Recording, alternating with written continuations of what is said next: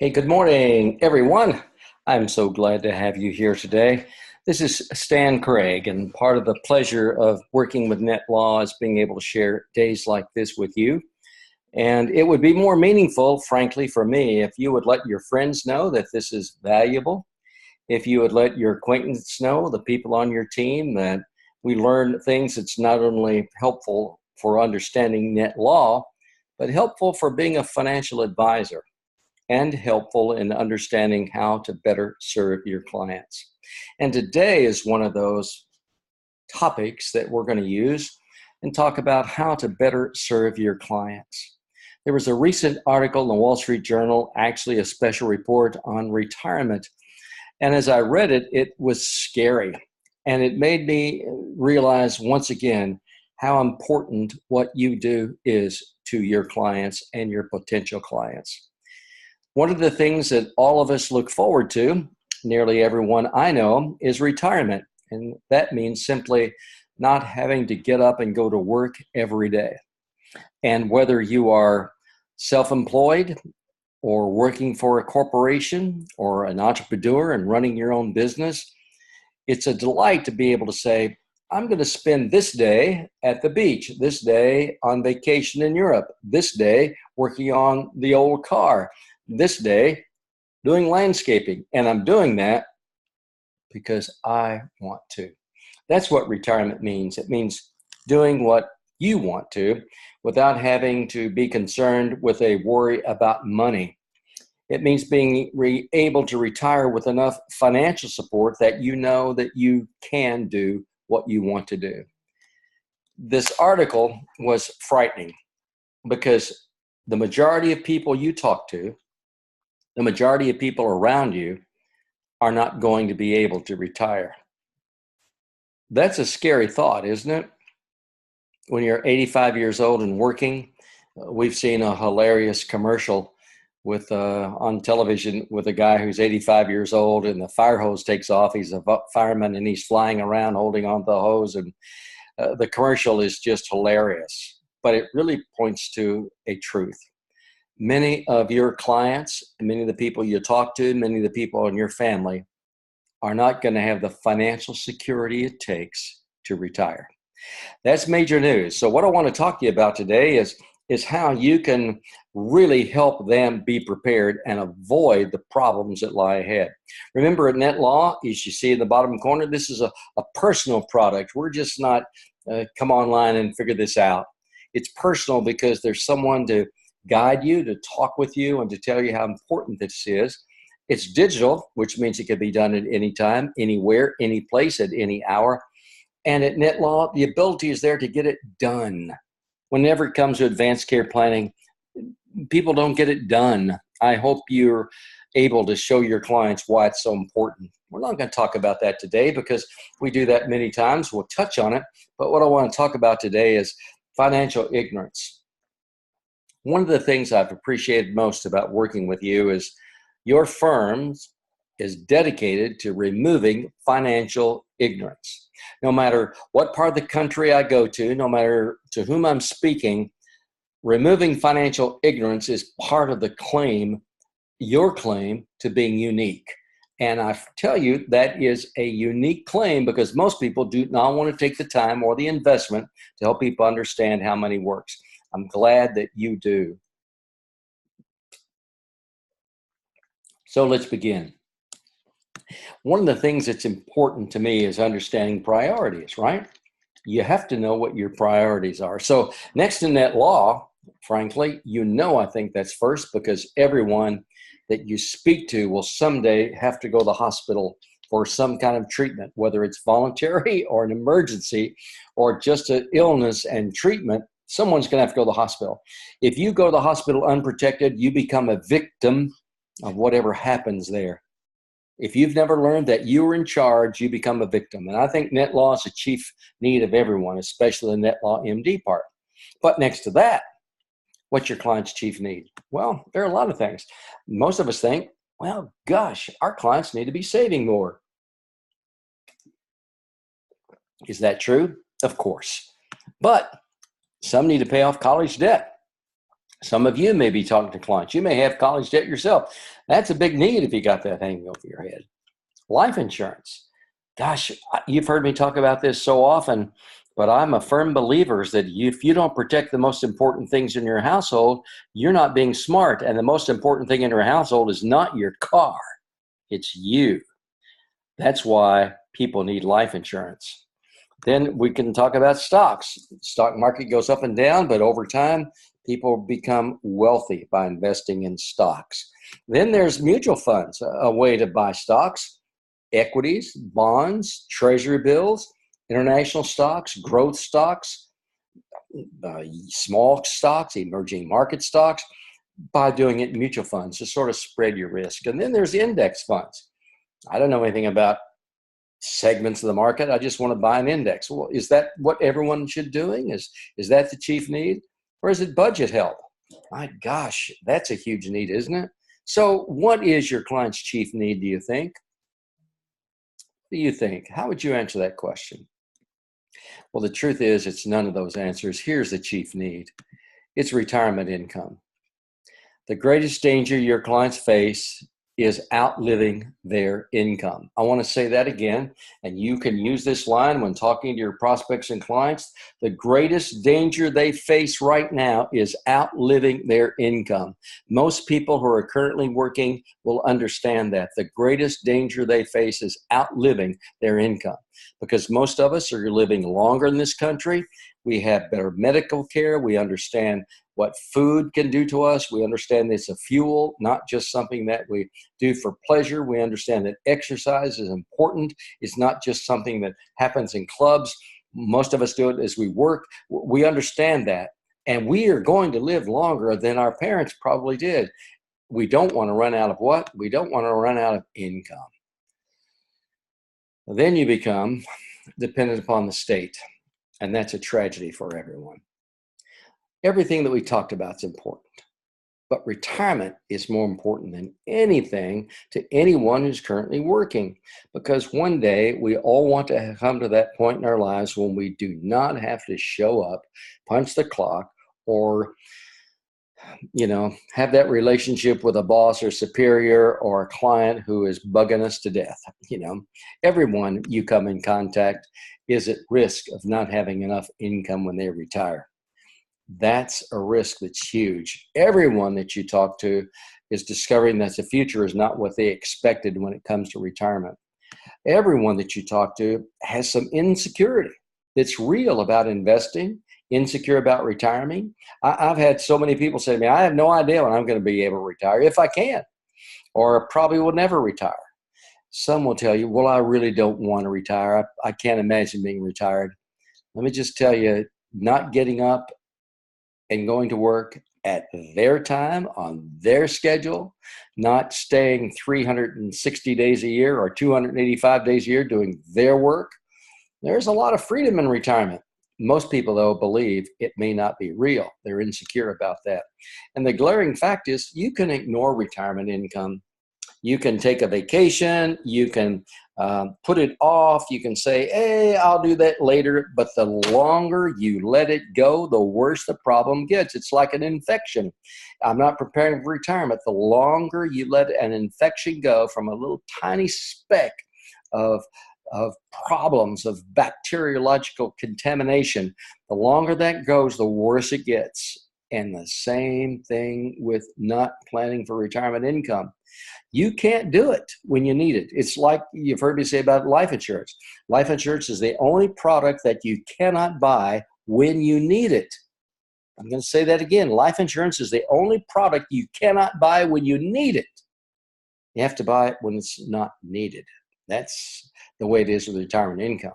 When you want retirement income, it's almost too late unless you've accumulated a lot of wealth, and then you can buy an immediate annuity and get a guaranteed retirement income. But most people just ignore it. And because of that, most of the families you talk to are left behind. The tragedy is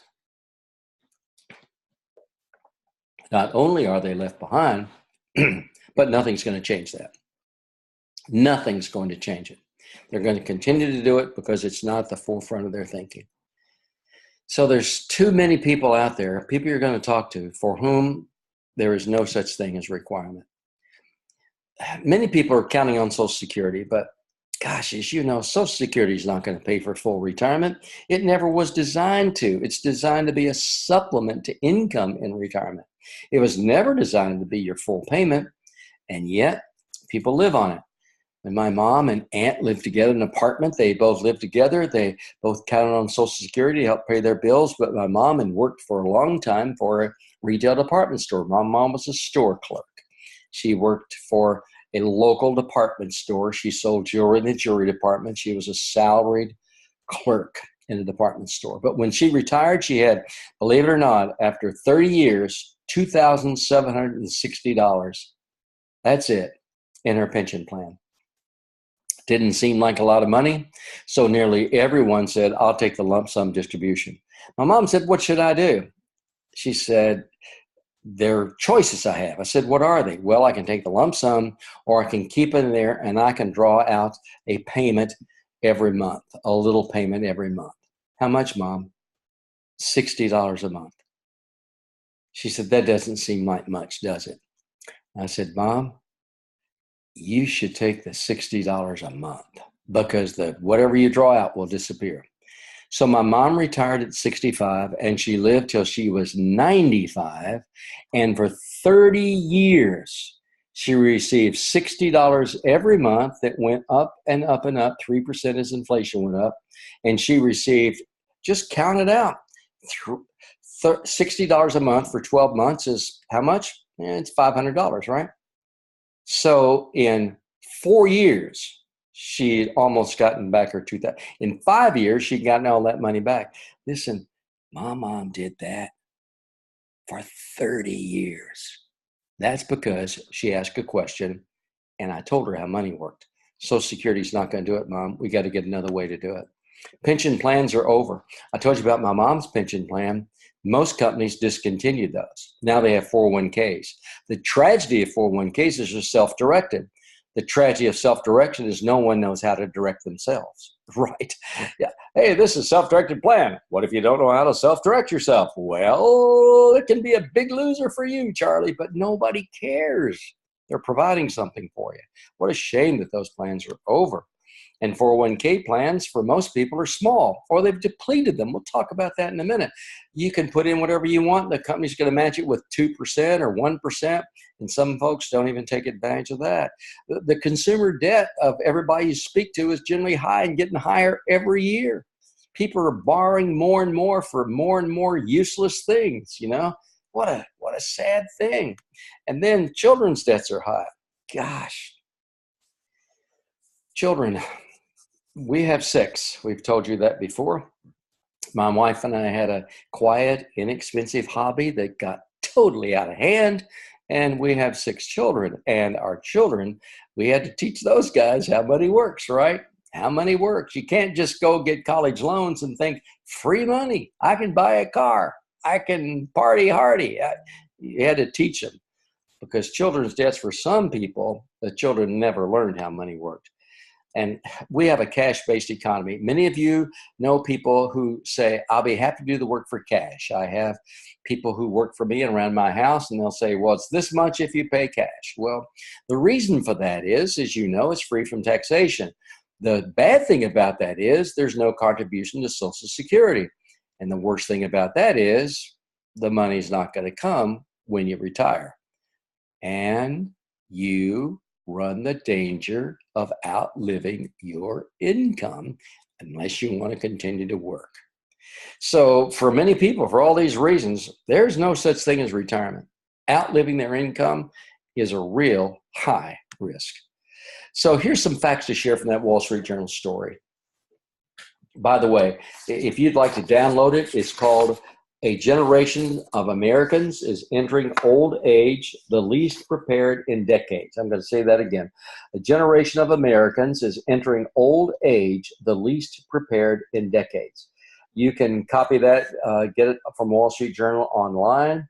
It's for your personal use, but you can get it done. And if you want to use it to distribute to your colleagues or your clients, you can also get reprints of the article. But it is scary. I mean, it is scary.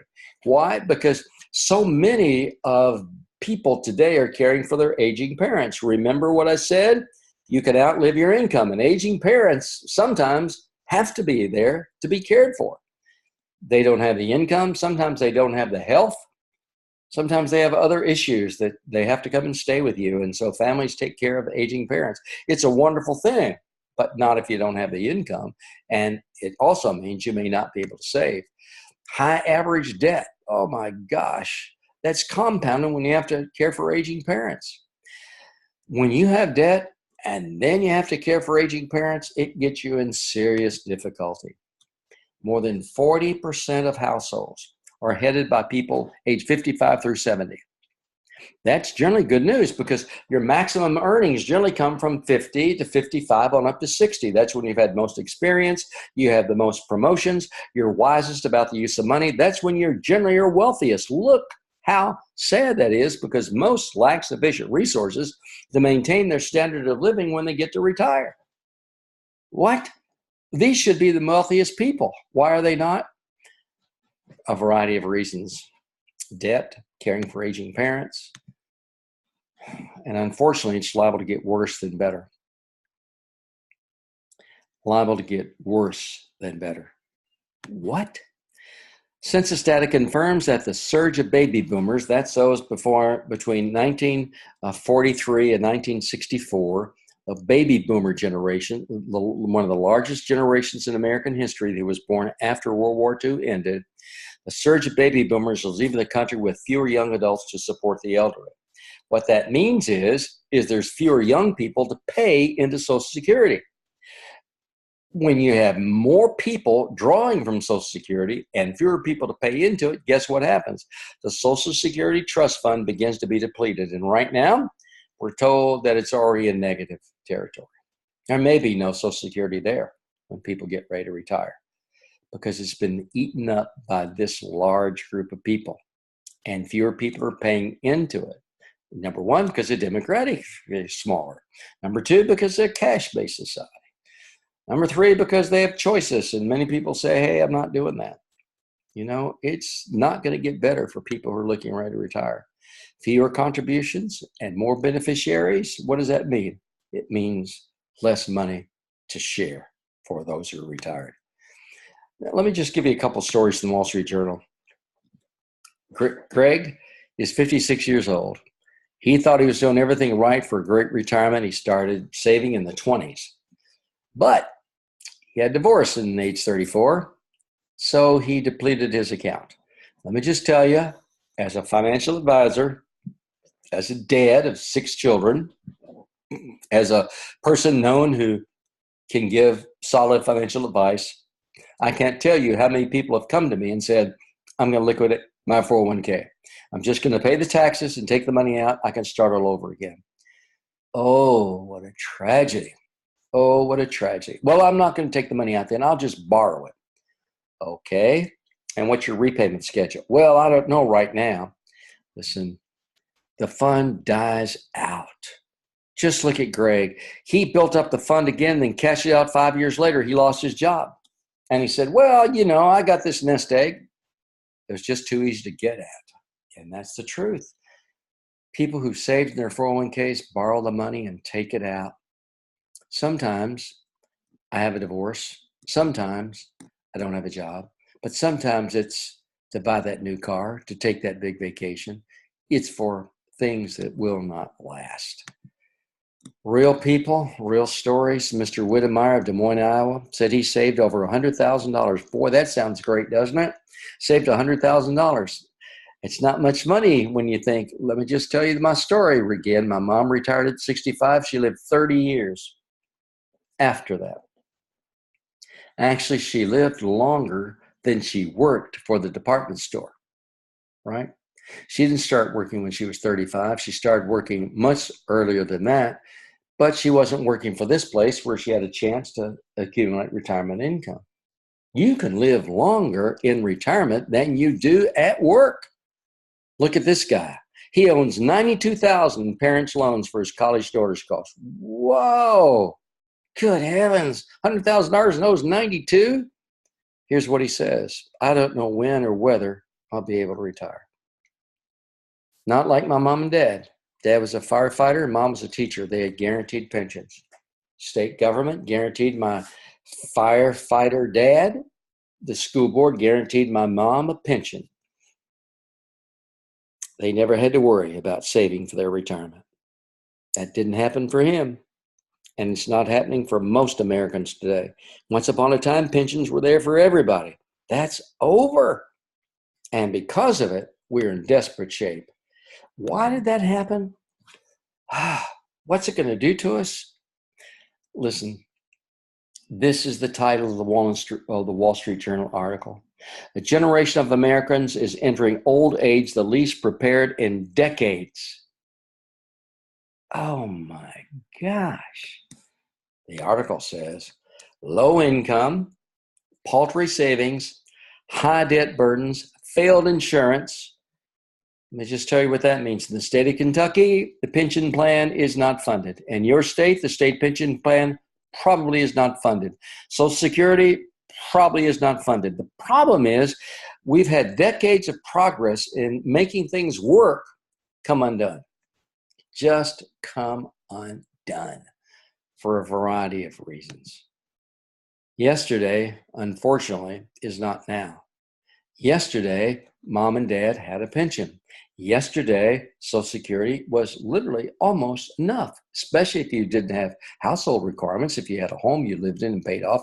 Yesterday, children were generally wealthier than their parents. Yesterday, most parents' lifestyle was exceeded by the lifestyle of their children. Listen, that's not happening now.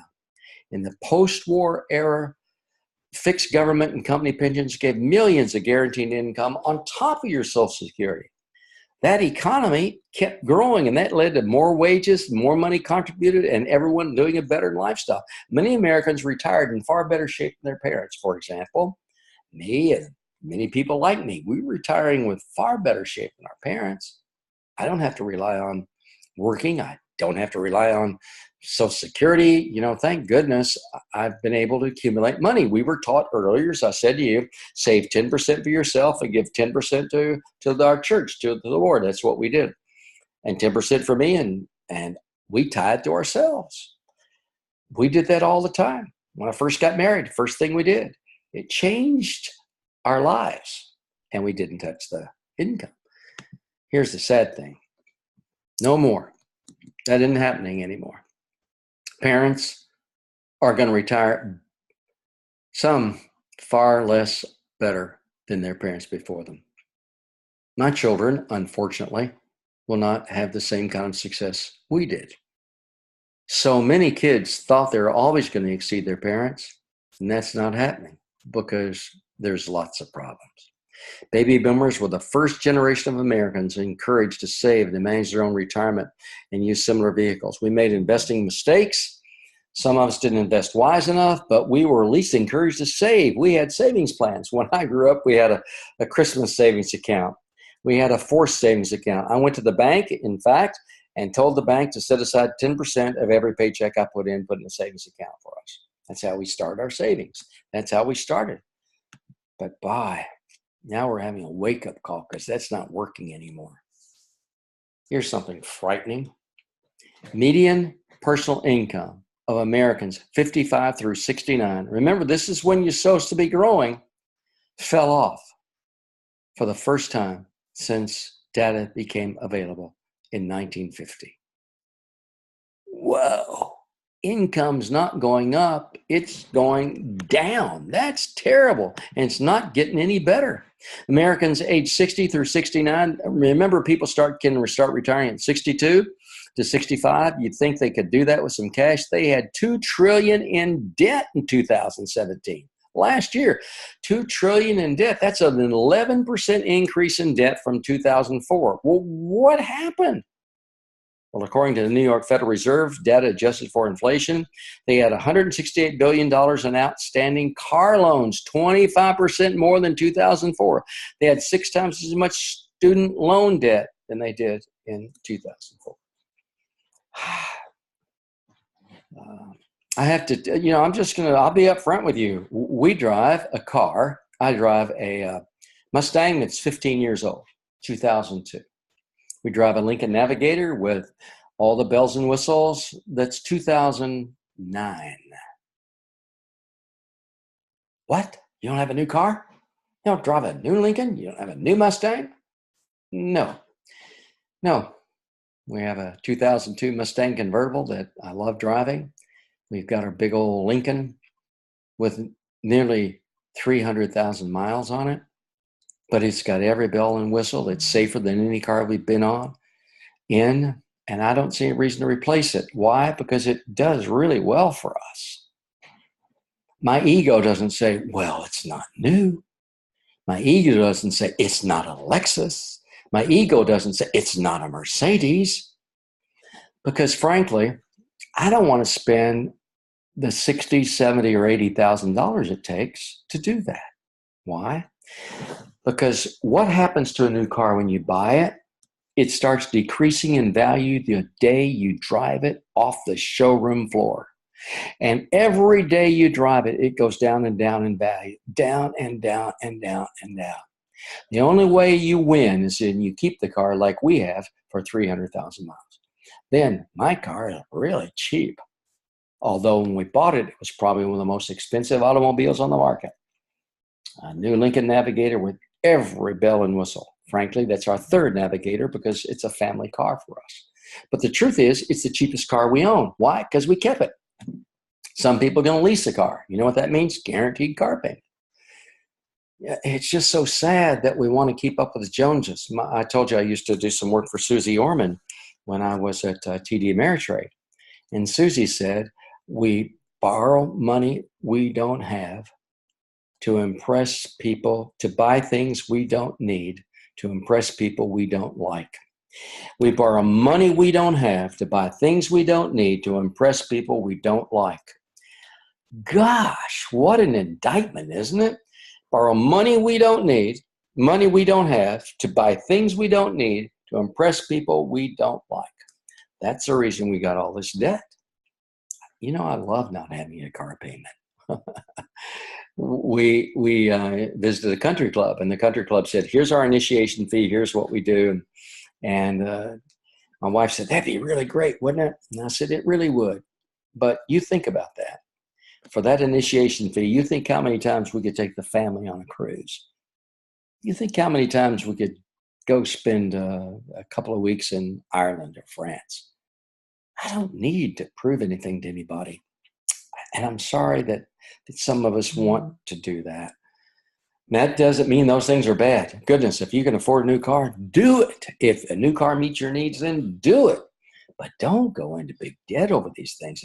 If you belong to a country club, God bless you. It's wonderful. We belong to country clubs for a big portion of our lives. It was very valuable. It's very worthwhile to us. With our growing family, it was a wonderful thing to do. We have wonderful memories. But at this stage of our lives, it's meaningless. And I don't need to do it to make some sort of statement. Gosh, 60 to 69, it's not getting any better. Help! There's some that have been diligent savers, but they don't acknowledge the manage their money. Listen to what Paroline said. You don't have a lot of people to coach you on how to invest. Is that true? Isn't that why you are so needed? Most people don't coach you on how to invest. She saved $5,000 during several years as a housekeeper in the 90s while she was raising 3 kids. That's pretty good. But she didn't have guidance in investing it. Listen, is there a solution to this problem? Am I just, a voice crying in the wilderness talking about problems? No. There is a solution. And there's a solution that can come about right away. Now, it's a tough solution for those who are in their 60s, but it's much easier for those who are younger, but it's still difficult. Here's the solution. What do you think is a solution? If we were sitting in a small group, I'd say, what's the solution? What would you say? I hope you have a good answer. If someone were to say to you, can this problem be corrected? Well, not easily today, but can it be corrected? What would you say?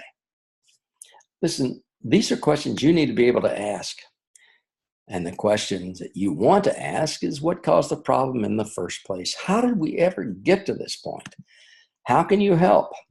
Who can you help? I mean, these are important questions. If I were sitting in a small group with agents doing the same thing, man, we talk about this because we've got to have answers and there are solutions. So let's talk about it. The first thing that's really important to note, I think, is this, and that is you got to tell people how credit cards work. I really believe that you are the solution. As I've said to you 100 times, I love working with you guys because, frankly, at Merrill Lynch, I called myself an investor education specialist. And I told many of you, one of the secrets to growing your business is become a specialist in one thing. Just pick it out, whatever it is. Be a retirement specialist, be a family education specialist, be a mutual fund specialist, be a life insurance specialist. Whatever you do, specialize so you know a lot about one thing. One thing that you want to know, too, for sure, is you can provide solutions to problems. Education on credit cards. Listen, wow, people get smothered. Why do you think you turn on the radio every day and say, credit card debt? Oh, we can get you out of credit card debt. Oh, gosh. You know what that says to folks? Well, I can run up as much as I want and get out of it. Boy, what a stupid thought that is, huh? Oh, my goodness. People need to know that credit cards don't work for you. Why? You can't borrow your way out of debt. Gosh, I was chatting with someone who said, you know, I've got this credit card. I've got another one that's going to lower the rates. I'm going to borrow from this credit card to pay off this credit card. Oh my gosh, you cannot borrow your way out of debt. You can't. It's just impossible, right? You can lower your interest rate, and that's smart. But you can't keep borrowing and solve your problem. And the fewer credit cards you have, better. My friend Dave Ramsey says, we all need a little plastic surgery. You know what that means? Cutting up those plastic cards in your wallet and not getting any more. Most of my cards now are metal. Good Lord, I couldn't cut that up if I wanted to. Maybe Dave would say, now blowtorch those cards. Truth is, you got to be careful with the credit cards and got to be careful with using debt. You may be surprised that even with a low income, people will give you credit. Well, of course they will, because you're going to charge you ridiculous fees. You can get what on a bank account? 2%, 3% maybe on some CDs. What do they charge? 18, 19, 20, 26, 28%. Oh my gosh. Help your folks know you can't do that. Credit card debt is not a winner. So whatever it is you think you need, wait till you get the money to pay for it. Wow. It's amazing. People buy things they'll be paying on for years and years after it's gone. Oh my gosh. Can you buy non-durables with a credit card? Sure. What happens to them? Well, they don't endure. The only thing that endures is what? Debt. Give them an education, folks, about credit cards. If you're going to have one, and that may be good for you, just pay the balance off at the end of every month. We carry an American Express card. It says, I hate to tell you this, it tells you how old I am, but it says American Express member since 1972. Whoa, that was my first credit card. I was so excited to get my first credit card, my American Express card. I've had it since then. Why? I pay off the balance every month. I never have to worry about it. And because of that, they think I'm a hero. If I call them and ask for something, man, I get quick responses. That's only because I pay the balances off every month. That's what you need to do. And then save regularly. Use payroll deductions. I told you, we had forced savings with our bank account, our checking account, forced savings with our employers. We kept doing that. Just help people understand to invest in a retirement account mutual fund. A retirement account mutual fund is great because there's a scary thing. Remember the lady said she didn't know how money worked? She had $5,000. Guess what she kept it in? A money market fund. Whoa, that's a guaranteed loser. A money market fund is a guaranteed loser. Cash is a guaranteed loser. Well, I just keep mine in the backyard in a tin can. I keep mine on the mattress. We keep it in the refrigerator and an ice cream carton. That's stupid, right? Isn't that dumb? Why? Because every year the little moth called inflation comes in and eats it and eats it and eats it and eats it without you even seeing it. And 10 years from now, 5 years from now, when you take it out, that $500 buys a whole lot less. So a money market fund or cash means it's going to be worth less in the future. Any kind of inflation is going to kill you. So you can't put it in a money market fund, at least put it in a mutual fund of treasury bills or bank certificates deposit or something else, but keep it in something that's going to grow. The poor lady with the $5,000, guess what happened when she retired? She got $5,000 back. That's not smart. So what do people do? Well, you can't wait, right? You just can't wait. Why would you want to wait? Well, I'll wait till I have more money. What? I'll wait till I get this figured out. What? Listen, you got to start today, and that's how you figure it out. That's how you get more money. You start saving today. So save regularly. Do that payroll deduction. Tell your clients if they work for a place where they can have payroll deductions to go automatically in their 401k to start doing that. They won't miss the money that much. They just won't. We have a friend who says, well, we didn't go to Starbucks today. I put $5 in the till. Well, we're going to go out and have burgers tonight. I didn't. I put $15 in our vacation fund. Gosh, I thought about going to the movies tonight, and that's $10 a ticket and $10. We put $30 in our savings account. So we live in Florida. Our friend called and said, hey, we're coming down. We're planning to go here and then drive on down to the Keys. That's great.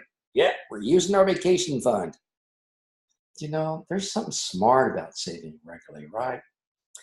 Buy your kids a bank. You know, just show them the joy of saving and accumulating. Invest in an auto billing mutual fund. You know that you can show your clients a mutual fund where they can have auto billing. They'll debit their checking account every month. It's an auto savings thing that most people don't even talk about anymore, but it works. Buy your favorite company with a drip plan. I'm so glad you guys talk about education. You know what a drip plan? It's a direct stock purchase plan. It's direct stock purchase plan, direct reinvestment investment plan. Every company, for example, we have a lot of stock of Walt Disney.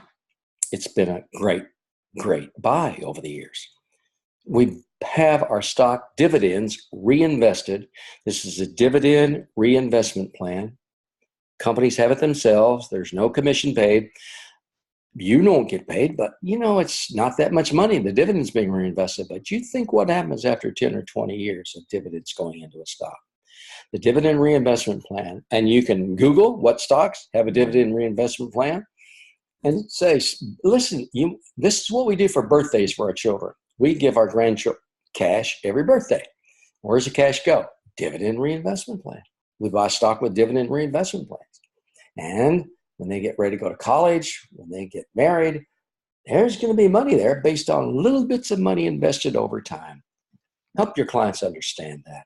And add to that Roth or IRA every month. Don't put it off. Don't cash it out. Keep it in there. Make it safe. And don't wait.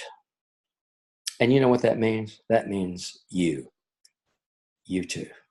Don't wait. Don't wait. Don't wait.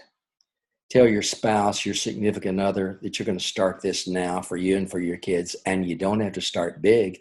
You know that initial investment in a mutual fund or in a drip plan doesn't take a lot of money, but it takes steady money to make the difference. So start small. Don't worry about it not being big. Well, when I get $10,000, no. You know, if you're faithful in small things, you'll be faithful in large. So don't worry about that. Just start now. And change your course. If you're on a course to destruction through debt, through expenditures, through keeping up with the Joneses or the Jimenez or the intelligence or whomever, just stop that stuff.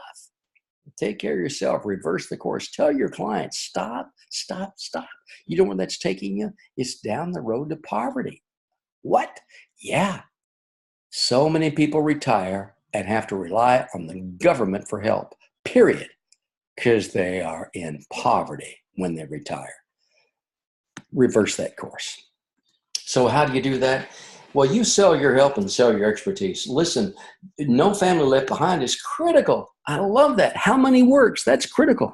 You know, I have some cards that one of my friends gave me, and the card says, do you know how money works? It's in a little folder, and it says the How Money Works Challenge, and there are questions in here, and the questions say, 1 through 5, if you owed $500 plus interest, $500 plus interest, which would be the higher the payback. And then the question is $510 or 500 plus 5%, which would be higher to pay back. And then there's a quiz you take. These things are amazing because 66% of Americans don't know the fundamentals of compounded interest. 43% of American adults are financially illiterate. Sheesh, no wonder so many people so far in debt, not savings, and have no plan for the future. I love what you guys do. I hope you're doing it because the world needs you. It needs your help. I was chatting with a friend today, and he said, I so believe in what I'm doing. Listen, you know why I'm doing this? I believe in doing this. Not only because I respect you, but the world needs to know. Your website's terrific. There's so many good things on there. I've been looking at all of your websites. I check out the ones that come from the various divisions, and gosh, there's such good help there. And your leadership is intent on creating even more. I've seen the new stuff for the millennial generation. Oh my gosh, you have such great things to use. I hope you put them to work. Your expertise, your help, that's what you have to offer. I've said this before. I told my clients, you're not buying Merrill Lynch. You're not buying a stock. You're buying me. That's the best thing you can have because I am a missionary for money and I'm here to help. Gosh, that's what they want. They need somebody. They need your services. How can you help? Should I do this? Listen, when your clients call and say, well, what do you think? Should I get a used car or a new car? Hey, man, what kind of new car are you thinking about? Wrong answer, right? Wrong answer. Gosh, you got to give them your services. And an easy baby step is NetLaw. What I mean by baby step, you have to make them start their relationship with you. Every prospect needs to begin their relationship with you. And at the end of every educational seminar, and let me just tell you, I've said this to you before, I'm going to repeat it again. You can have a seminar every day in your local office at noon for breakfast, at 4 o'clock, at 6 o'clock, and we're going to teach a seminar on how money works. I hope you'll come. You can do that every day. And when you get through the seminar, you want them to take action, right? So let me just tell you a great place to begin is with the NetLaw offer. Number one, because it's something that you and your family need today. You need it today. Number two, it's digital, it's personal. I can help you with it. And it's a great way to begin. In fact, you get what many people pay $3,000, $5,000, $6,000 for a basic few $100s. And you can pay for it monthly if it's a problem. Now, this isn't like a credit deal because it's going to end. When you get done, it's done. But let me tell you about NetLaw. That's a great, easy baby step to help you people see how important it is that you are there to help them with decisions they need to make. What's in your client's best interest? I hope that you think about that all the time because that's what gets us excited. When we're talking about something that we know is in our client's best interest, then we become that missionary for money, for retirement plans. You've heard me say before with NetLaw, you simply tell your client, let's put your guaranteed retirement account in your vault. No, not Social Security. That doesn't go in your vault. I mean your guaranteed retirement plan. I don't know what you're talking about. Well, let me tell you how an annuity works. I mean, gosh, NetLaw opens the doors for you. Talk about what's important with your clients and what's in your client's best interest. Does an annuity work? I don't know, but you need to talk to your client about it. We're going to give you a chance to do it. Sell your expertise. Here's some words of wisdom. Money's like a sixth sense, but you can't make use of the other five unless you have it, you know? Somerset Maugham said that, and he probably knew it. Authors are not that wise with their money. Money's like a sixth sense, but you can't make use of the other five unless you have it. That's an important statement. I like this one. Money, if it doesn't bring you happiness, at least help you be miserable in comfort. It may not bring you happiness, but it's going to let you be a little less miserable right there in comfort, right? That's so funny. Money is better than poverty, if only for financial reasons. Listen, you can use any of these quotes and talk to your clients. You've heard me say 100 times. Woody Allen said, I'm not afraid of death. I just don't want to be there when it happens. Gosh, I use that line every time I'm talking to people about advanced care planning. I would use this, money's better than poverty, if only for financial reasons. And some of your clients are going to start laughing because they're going to get it really quick. Woody Allen is a funny guy. And here's the last. Money is not the most important thing in the world. Love is. Fortunately, I love money.